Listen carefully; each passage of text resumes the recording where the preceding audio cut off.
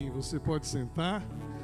As crianças vão para o culto infantil, continuar cultuando a Deus ali.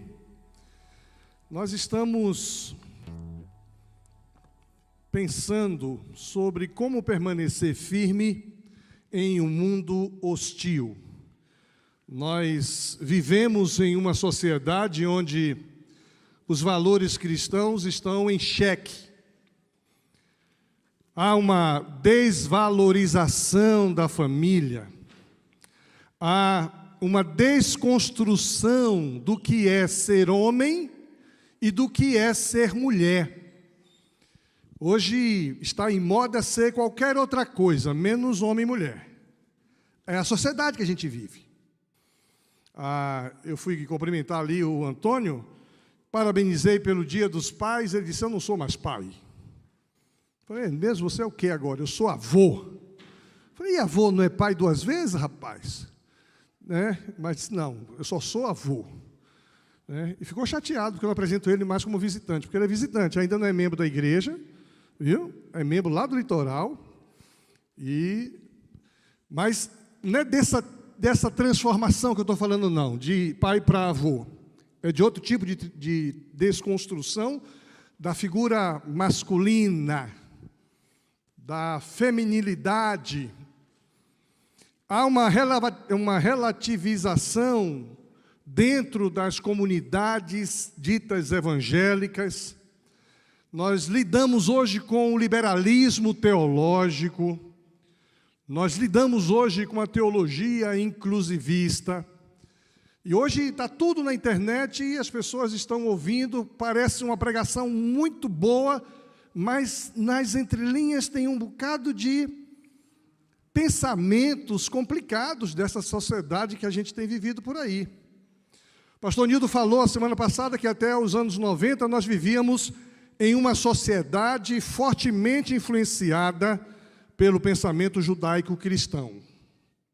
Muitas leis foram criadas baseadas nesse pensamento. E havia um ideal de vida cristã. Esse pensamento mudou.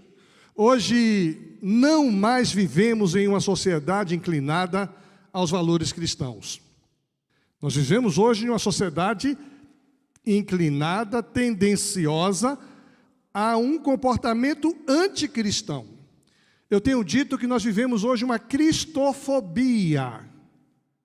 Os intelectuais, os meios de comunicação, a grande parte dos que influenciam a cultura, tem trazido uma cristofobia. E se você diz que é cristão, você já é rechaçado, discriminado, rotulado. Esse é o tempo que a gente vive. É exatamente por isso que a gente começou a pregar, nesses últimos 3 domingos, como a gente pode permanecer forte em um mundo hostil. Nós, cristãos, estamos sendo hostilizados. E aí a gente sofre essa hostilização na sociedade, nas universidades, nas escolas, nos meios de comunicação, a influência institucional de alguns governos, em todas as esferas, federal, estadual e municipal.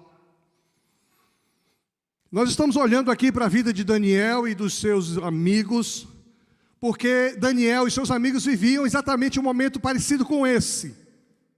Talvez um pouco mais intenso do que a gente vive. Ainda temos liberdade de estarmos aqui, veiculando pela mídia social uma pregação evangélica. Ainda temos igreja de portas abertas, mas parece que esse momento vai passar, vai ser difícil continuar assim. Ou a gente se adequa a essa secularização, e aí nós temos várias igrejas que são contextualizadas do ponto de vista secularizado. Essas igrejas são bem vistas, porém, não se tem resposta para o anseio da alma. Daniel e seus amigos, eles eram jovens que não viviam mais em Jerusalém, Agora eles estão exilados na Babilônia. Os valores e costumes destes meninos são diferentes dos valores e costumes da sociedade onde eles viviam. Eles não estavam mais em casa. E nós, cristãos do século 21, precisamos entender que, assim como eles, nós também não vivemos mais em Jerusalém, nós estamos na Babilônia. Quando a gente sai daquela porta para fora, nós estamos na Babilônia. As pessoas vão olhar para nós com um olhar difícil de reprovação, um olhar difícil de ultrapassado, mas na hora que eles têm angústia na alma, é a nós que eles vêm pedir oração. Somos nós que temos palavra de vida eterna. Somos nós que acalmamos a alma com a mensagem do Evangelho. Não podemos esperar que as leis e costumes da sociedade atual venham refletir o pensamento cristão. Lá nos Estados Unidos, eu vi vários outdoors: deixe Deus fora de nossas escolas, das escolas públicas. Deixe Deus fora de nossas escolas. E agora vai uma palavra profética aqui, Eliel. Quando eles tirarem a frase do dólar, essa é a quebra da moeda americana. O dólar é muito forte, mas em cada cédula tem uma frase lá. Né? Qual é a frase? Isso, Deus seja louvado. Na hora que eles tirarem, e na nossa Constituição de 88 também tem uma frase parecida. E eu imagino que no dia que isso sair de lá, vai ser a quebra da economia americana. Não tenho base científica nem numerológica nenhuma para dizer isso. Empírica, experiencial, pelo menos é meu desejo que assim aconteça, se porventura tirarem. Nós não vivemos mais em uma sociedade cujos valores cristãos são admirados. É comum você chegar em um ambiente e as pessoas chocarem você pela maneira de ser, de vestir, de escolher, de decidir. Não devemos ficar escandalizados com isso. Isso é muito comum. Porque se a gente se escandaliza, como é que a gente vai orar? Como é que a gente vai pregar o Evangelho? Como é que a gente vai anunciar? Como é que a gente vai se relacionar? Nós vamos chegar na sociedade e encontrar um negócio muito diferente daquilo que a gente crê e acredita. Mas ainda assim nós temos que nos relacionar. Daniel e seus amigos estavam na Babilônia, mas eles se relacionavam com o pessoal da Babilônia. Eles tinham um relacionamento com aquele governo daquela época.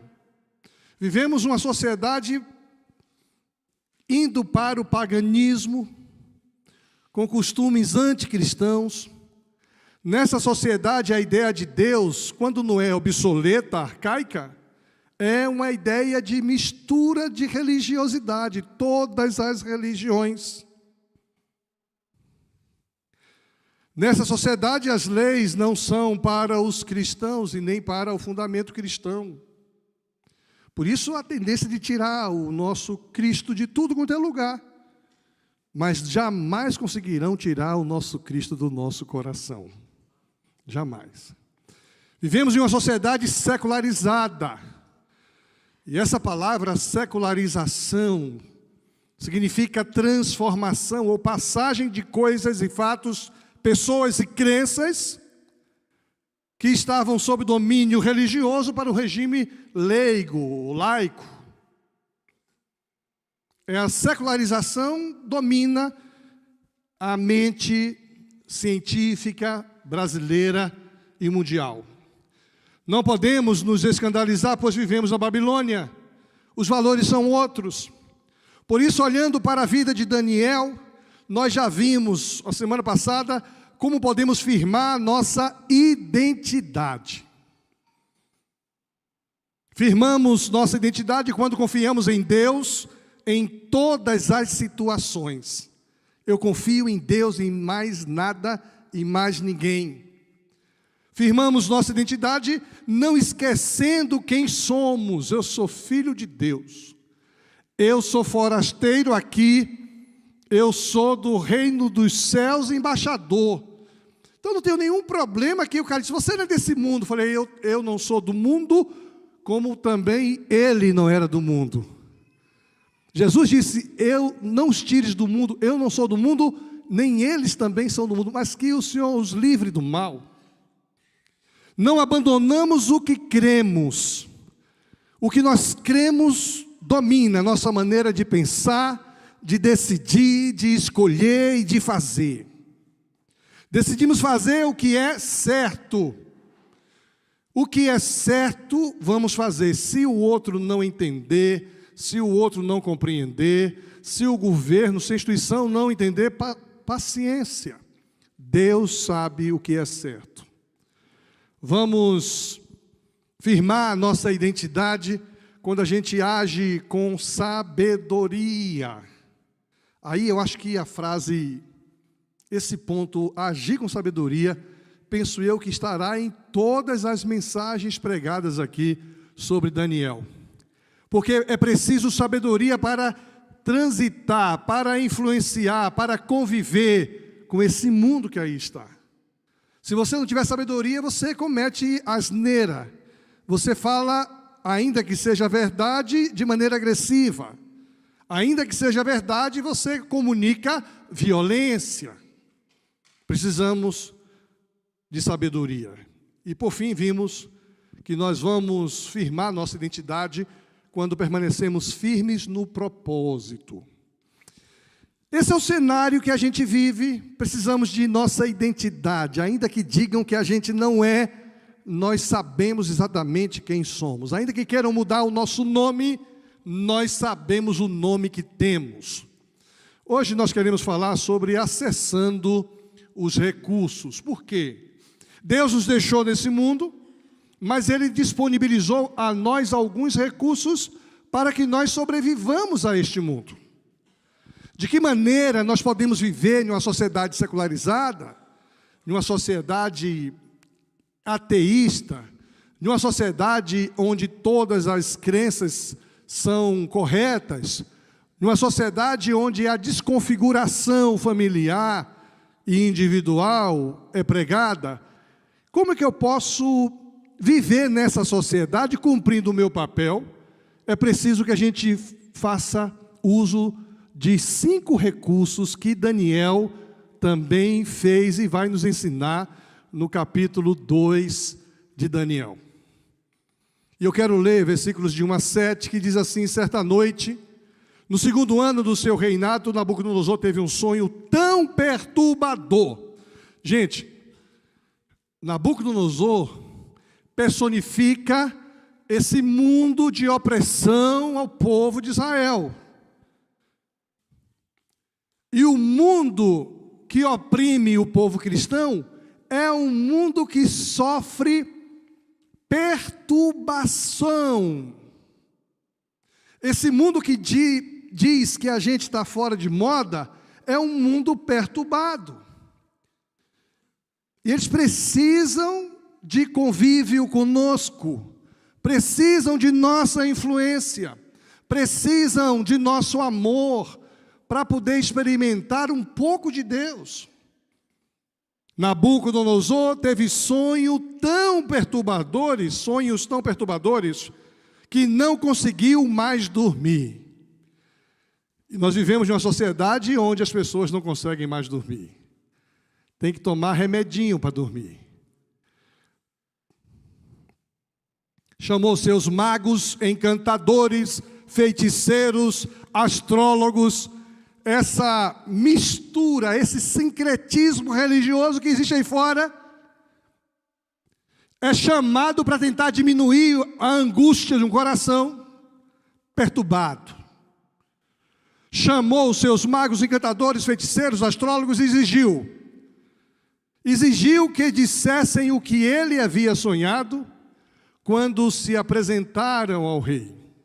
Há uma cobrança desse mundo aí de algo que não se tem resposta. Ele disse: tive um sonho que muito me perturbou e preciso saber o que significa. Então os astrólogos responderam ao rei em aramaico: que o rei viva para sempre. Conte-nos o sonho e nós lhe diremos o que ele significa. Eu não quero, esse texto é tão rico que se eu for pregar com a especialidade que ele exige, a gente vai ter 3 sermões nesse texto. Primeira coisa, quando assim, falou em aramaico. Aramaico em Babilônia com Nabucodonosor. Quem também falou em aramaico? Jesus, no Novo Testamento. Essa língua sobreviveu. E vocês sabem que o livro de Daniel é um livro apocalíptico. É cheio de mensagens enigmáticas. Mas eu não vou me deter aqui não, porque eu preciso cumprir o horário também. Tem horário para mim também, viu? Então, os astrólogos responderam ao rei em aramaico: que o rei viva para sempre. Conte-nos o sonho e nós lhe diremos o que ele significa. O rei, porém, disse aos astrólogos: estou falando sério. Se não me disserem qual foi o sonho e o que ele significa, vocês serão despedaçados e suas casas transformadas em montes de escombros. Mas se me disserem qual foi o sonho e o que ele significa, lhes darei muito presentes, muitas recompensas e honras. Portanto, digam-me qual foi o sonho e o que ele significa. Eles disseram novamente: ó rei, conte-nos o sonho e então lhe diremos o que ele significa. Esse mundo de mágicos, de astrologia, de horóscopo, é um mundo enganador e Nabucodonosor já sabia disso. Por isso ele diz: ó, se vocês têm de fato revelação, se vocês sabem de fato o que é bom para as pessoas, me diga, me revele. Esse mundo que tem anunciado ter respostas, esse mundo secularizado que anuncia ter sentido de vida, não tem resposta para isso. E Nabucodonosor parece que já sabia que ele vivia com pessoas com feitiçarias. Eu estava na Itália e lá na Itália aprovou uma lei que a gente não pode dar Novo Testamento para ninguém. Nós temos que dar junto, lá em Milão, junto um livro do Alcorão. Aí eu posso dar um Novo Testamento. Porque é invasão se você impor a sua religião sobre mim, e isso é impositivo. Se eu der um Novo Testamento, é uma imposição. Eu tenho que dar um outro livro de uma outra religião não cristã para dar um livro cristão. É a legislação, isso há mais de 15 anos, quando eu estive lá. Essa tentativa, agora, horóscopo não é liberado. Os veículos públicos veiculam o horóscopo, a astrologia, porque eles dizem que isso é ciência. E Nabucodonosor está vivendo em um mundo assim. Mas ele sabe que isso é conversa furada. Por isso ele diz: me conte o sonho que eu tive e me dê a interpretação, já que vocês são sábios e entendidos. Em um mundo de falcatrua, como o mundo que a gente vive, de enganadores, aproveitadores, a gente precisa ter esse discernimento também. Hoje, mais do que nunca, existem coisas obscuras que estão veiculando por aí. As pessoas não mostram a verdadeira razão por trás disso. Precisamos conhecer e acessar os recursos disponíveis.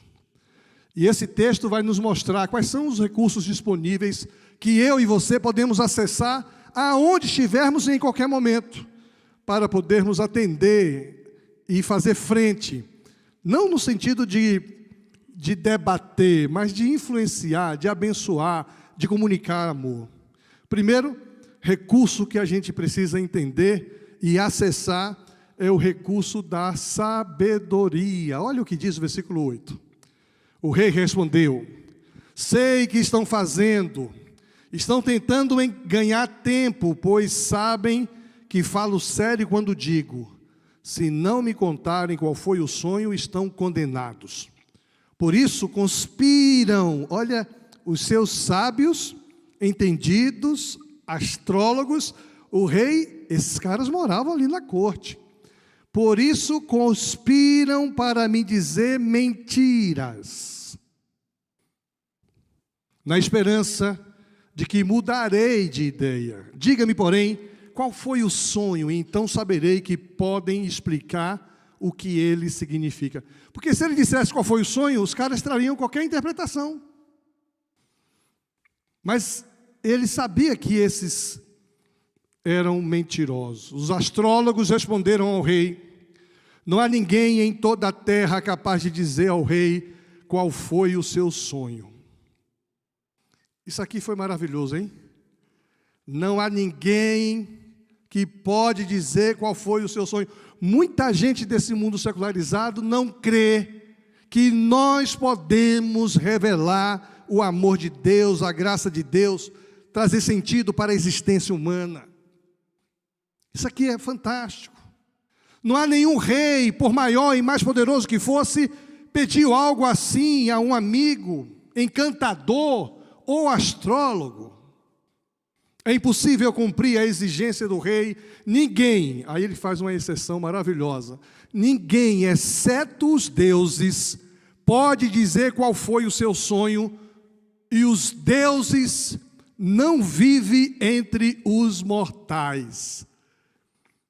Para esse mundo secularizado, os deuses não vivem entre os mortais. Mas para o cristianismo, Deus vive em nós. Deus vive dentro de nós. Aonde nós formos, Deus está conosco.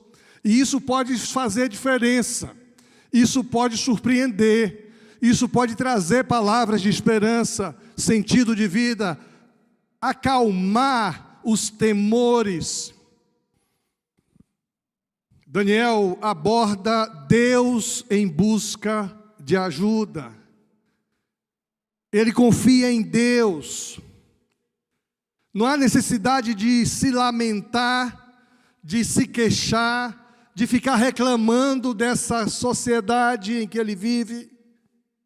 A ordem do rei era matar todos os astrólogos. Daniel estava entre eles. A gente viu domingo passado aqui, porque eles tiveram êxito em não comer os manjares do rei. O rei pediu para trazê-los para esse colegiado. Ele não se lamenta, ele não fica se queixando, porque Daniel conhecia um Deus que é Deus sobre todos os deuses. Ele conhecia um Deus que está acima de todas as coisas. O Daniel conhecia de Deus, que Deus é onipotente, Deus é onisciente, Deus é Senhor da história. Quantos milagres Deus tem feito? Você falou, essa igreja tem muitos milagres. É que a gente não faz aquela propaganda. Se bem que eu vou dizer um negócio para vocês. Ontem de manhã eu estava pregando na igreja do missionário R.R. Soares. Foi, Pela primeira vez um presidente da Convenção Batista Brasileira pregando na Igreja Mundial da Graça, Internacional da Graça de Deus. Esse presidente vai entrar para a história.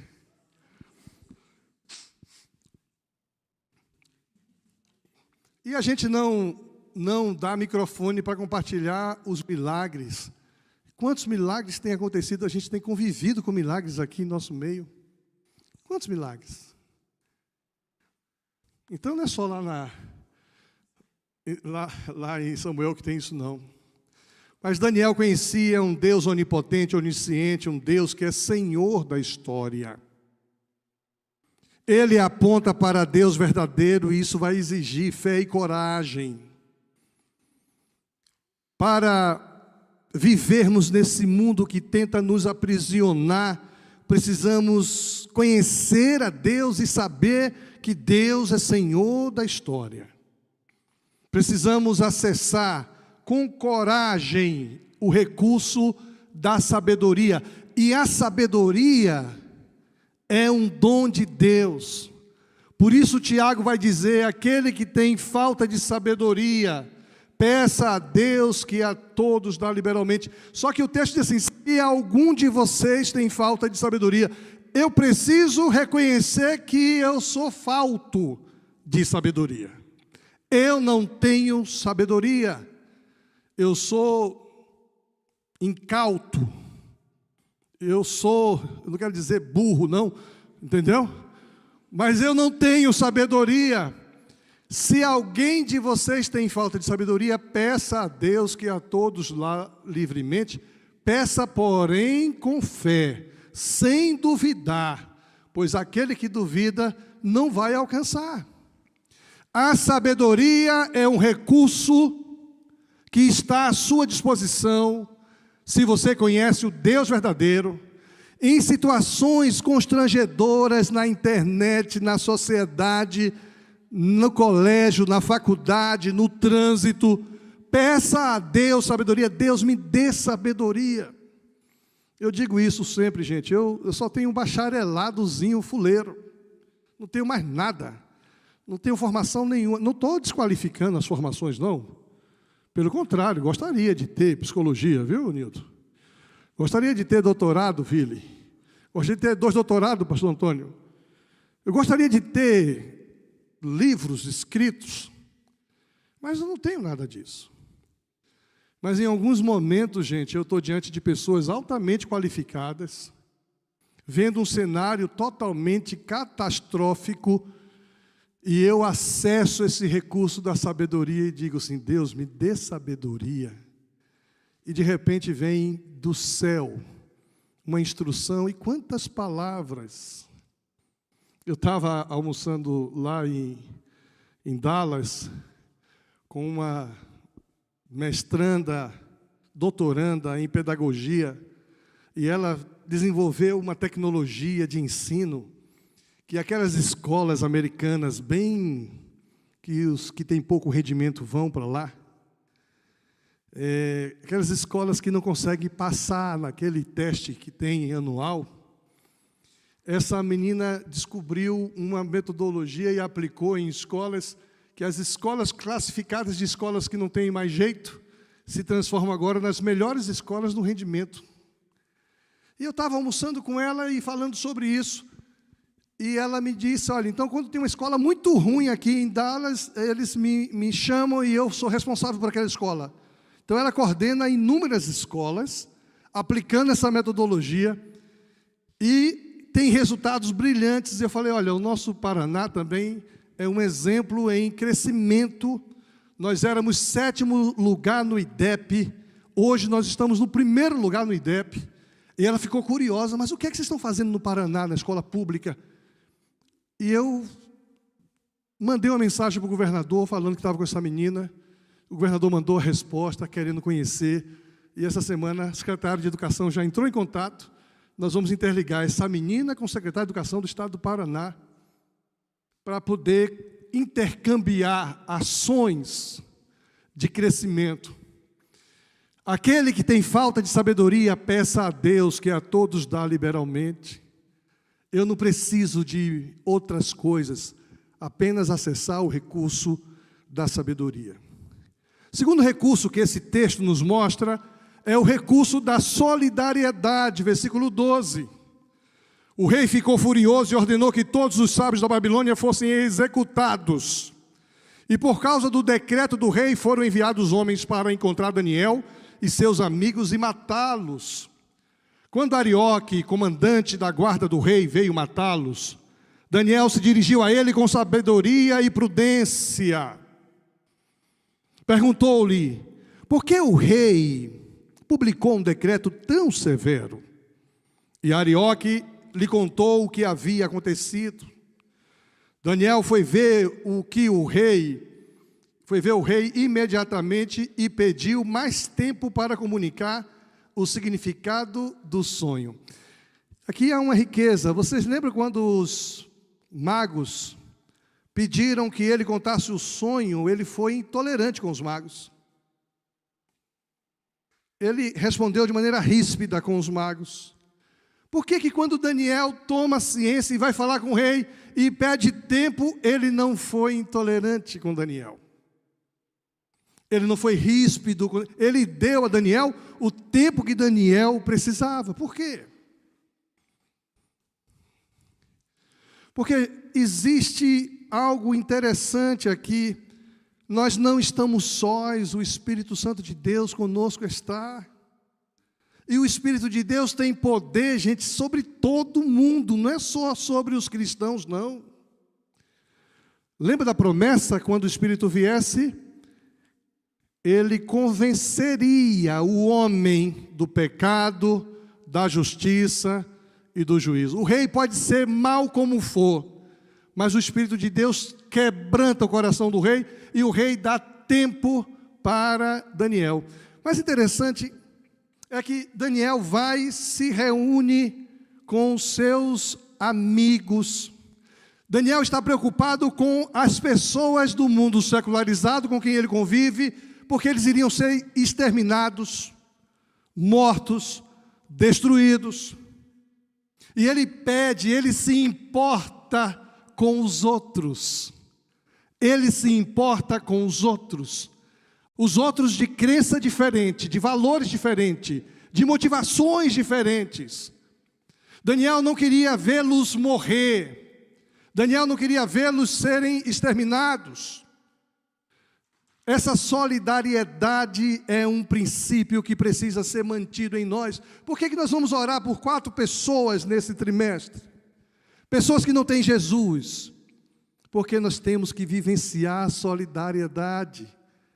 E a solidariedade não é só fazer benéficas. Quando o Eliel falou aqui que a igreja não existe para fazer o bem, para dar sopa, para poder dar alimento. Isso todo mundo faz. Mas só quem prega o Evangelho é a igreja do Senhor Jesus. Esta é a razão primeira da existência da igreja. Proclamar o Evangelho. Proclamar a vida eterna. E às vezes nós somos solidários em questões sociais e não somos solidários em questões espirituais. E tem gente morrendo do nosso lado sem ouvir falar de Jesus. E aí a gente fica com dificuldade de cantar o hino do cantor cristão, não me falaram de Cristo. Não me falaram de Cristo. Quanto tempo estive com vocês e vocês nem oraram por mim. Gente, essa ferramenta que hoje nos foi apresentada é resposta para esse tipo de situação. Quando você chegar no céu e encontrar seu colega de trabalho, mas eu não sabia que você era crente, não sabia não? Eu também não sabia, pois é, eu me converti tal dia, mas eu orei por você 1 ano antes, pedindo a sua salvação. Veja, orar é a coisa mais comum. Nós não temos desculpa nenhuma de não apresentar nossos amigos a Jesus mais. Porque Ele tem poder para curar, transformar e fazer. Esse recurso da solidariedade é algo interessante. Daniel não estava só na Babilônia, estava com os seus amigos, Sadraque, Mesaque e Abednego. E a gente pensa que a gente está só, nós nunca estamos sós. Lembra daquele profeta, que para mim é o maior profeta do Antigo Testamento, que derrotou os 400 profetas de Baal, matou a espada. Depois ele entra em uma depressão profunda, achando que era o único, e fica com raiva de Deus, e diz, só eu sobrei, e aquela mulher quer me matar. Começa a ter medo de uma mulher lá longe. Eu estou falando de quem? Estou falando de Eliseu e de Jezabel, tá certo, também estou. Elias. E por que você falou Eliseu? Você estava com os dois. Elias diz assim, eu fiquei só. Aí o que é que Deus diz para Elias? Tem mais quantos? mais 700 profetas ainda, não é isso? Que não dobraram os seus joelhos. 7.000. Vejam aí, porque isso não está no meu esboço, eu não tenho memória para essas coisas, não. 700 é pouco, tem que ser 7.000. E aqui a gente pode entrar na numerologia, né? Na cabalística, hein? Eu sei um pouco disso também, viu? Mas ele não estava só. A Gênese aqui é essa, você não está só. Você precisa fazer uso desse recurso da solidariedade. Existem pessoas com você. Por que o nosso ministério da intercessão é tão forte? As pessoas estão lá onde estão. Pastor, põe na intercessão para orar por mim. Eles sabem que não estão só, existe uma solidariedade. Deus está presente, você não está só. Pastor Nildo, eu estou com uma dificuldade aqui, eu acho que eu não vou conseguir terminar esse sermão de manhã, não. A gente termina à noite ou domingo que vem? À noite? Porque à noite já era para entrar um outro tema, né? Que está brilhante também, eu estou empolgado com o outro tema da noite. Mas a gente precisa entender um negócio muito forte aqui. Deus disponibilizou a nós recursos que nós podemos acessar para vencermos esse mundo hostil que tenta nos neutralizar, que tenta nos calar, que tenta nos oprimir, que tenta nos ridicularizar. Primeiro desses recursos é a sabedoria que vem do alto, do Pai das luzes. Vou pedir a Deus do céu que me dê sabedoria.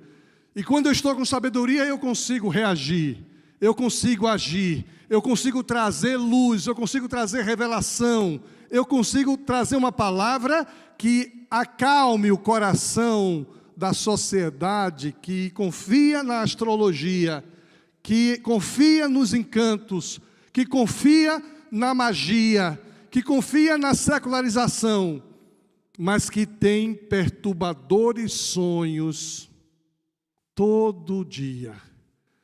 A sabedoria vai nos ajudar a trazer palavra de esperança. Eu me lembro que a Rosana, quando estava lá no Canadá, me mandou uma mensagem dizendo assim: pastor, como é que eu faço para apresentar Jesus para os meus professores aqui? Porque eles, se eu falar de Jesus, eles me bloqueiam imediatamente.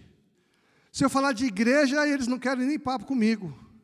Se eu falar de religião, eles não querem papo comigo. Eu disse: olha, você vai usar a seguinte palavra: a espiritualidade. Porque eles não querem ouvir falar de Jesus, nem de Bíblia, nem de Deus, nem de fé cristã. Mas eles acham que a espiritualidade é uma ciência que todos podem acessar. Disse: então, quando você vir um testemunho de sonhos perturbadores, vidas angustiadas, vidas perturbadas, casamento perturbado, família perturbada, ausência de paz, agonia de alma, você vai dizer: olha, a espiritualidade diz: vinde a mim, todos vós que estáis cansados e sobrecarregados, e eu vos aliviarei. Porque Jesus é a espiritualidade. Você não precisa citar o nome de Jesus, cita frases de Jesus, e você vai perceber que eles vão olhar para você com outro olho. Essa pessoa tem uma espiritualidade emocionalmente saudável. Tem uma espiritualidade grande. E quando chegarem no coração despedaçado, querendo saber a razão da espiritualidade, vão descobrir o quê? A espiritualidade tem nome.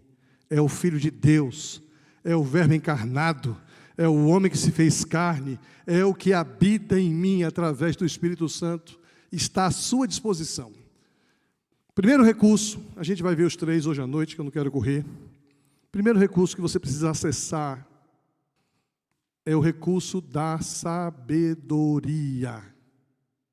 Está à sua disposição, você precisa para isso apenas reconhecer que não tem. Nós vamos ver que Daniel pede ao rei um prazo, e ele volta e vai pedir a Deus.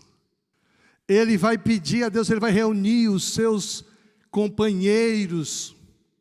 Vamos orar comigo, porque eu preciso trazer respostas. Você também pode acessar a sabedoria.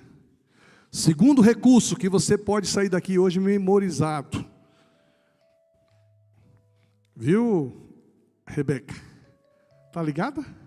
Ouviu tudo? Deixa eu ver sua mão esquerda aí, como é que tá?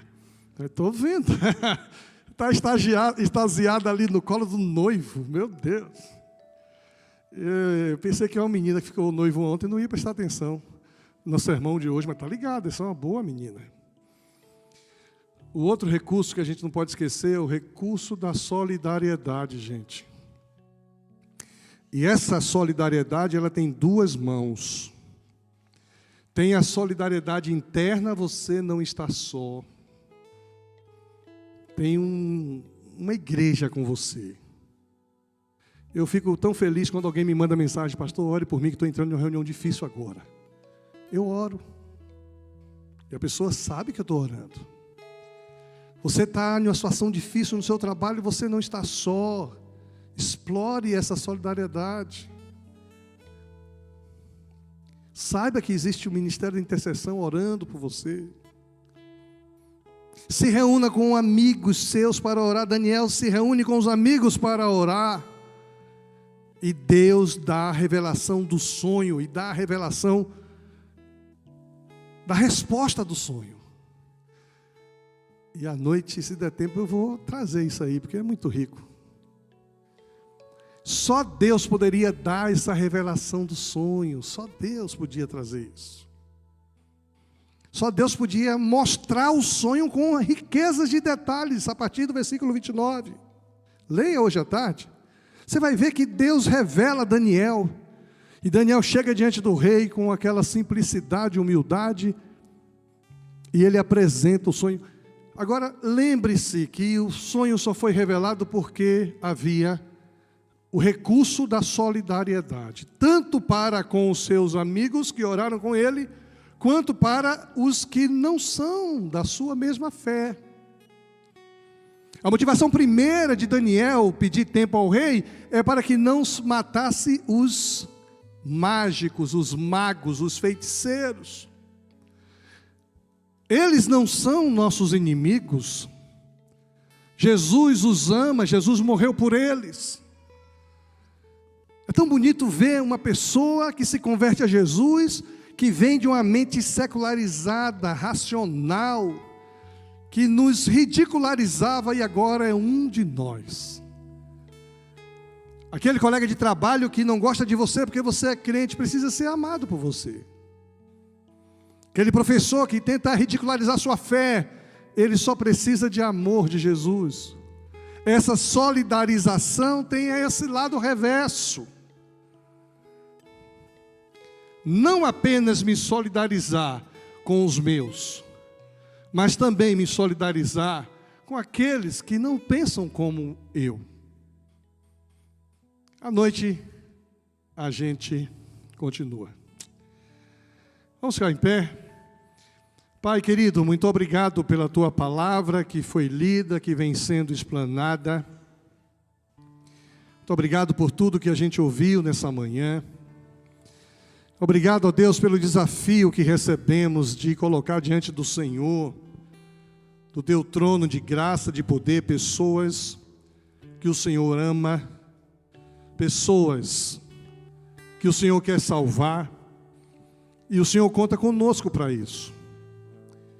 Muito obrigado, ó Deus, porque nesta manhã nós fomos desafiados a cumprirmos a grande comissão e com intencionalidade termos o evangelismo como estilo de vida, missões como estilo de vida, orando todos os dias por pessoas com quem nós convivemos. Muito obrigado porque mesmo sabendo que vivemos, ó Deus, em um mundo hostil, que muitas vezes nós nos sentimos ofendidos por tentarem nos ridicularizar por aquilo que cremos, nós somos desafiados a amar pessoas assim. Somos desafiados, ó Deus, a acessar os recursos que o Senhor colocou disponível. Muito obrigado porque a gente pode chegar ao teu trono de graça e poder pedir sabedoria ao Senhor. E o Senhor não apenas nos diz que podemos acessar a sabedoria, mas o Senhor promete nos dar. Muito obrigado a Deus porque a gente pode contar com pessoas que se solidarizam conosco. Muito obrigado porque esse princípio da solidariedade podemos vivenciar tanto em receber a presença, o vigor, a força, o estímulo, o conforto, mas também podemos nos solidarizar com aqueles que sofrem por não crerem em um Deus vivo, por não poderem acessar um Deus que consola, que transforma, que salva. Nos ajuda a explorarmos, ó Deus, esses princípios, acessarmos esses recursos, para que a gente possa cumprir o nosso papel na terra. Quero agradecer ao Senhor pelo Dia dos Pais. Apresentar ao Senhor os pais que estão presentes aqui, aqueles que não estão aqui, que estão longe, aqueles que já estão com o Senhor. Recebe, Deus, nossa gratidão pelos nossos pais. E eu quero te pedir, em nome de Jesus, que o Senhor nos traga a noite para continuarmos louvando ao teu nome, ouvindo a tua palavra. Em nome de Jesus. Amém.